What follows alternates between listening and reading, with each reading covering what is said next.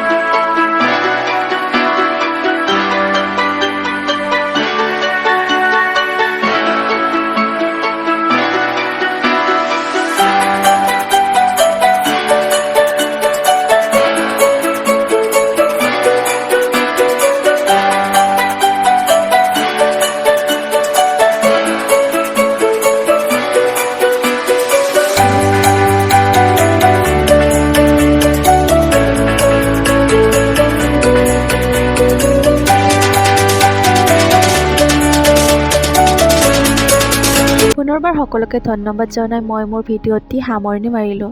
আকৌ আহিম মই এটি নতুন ভিডিঅ' লৈ। ধন্যবাদ।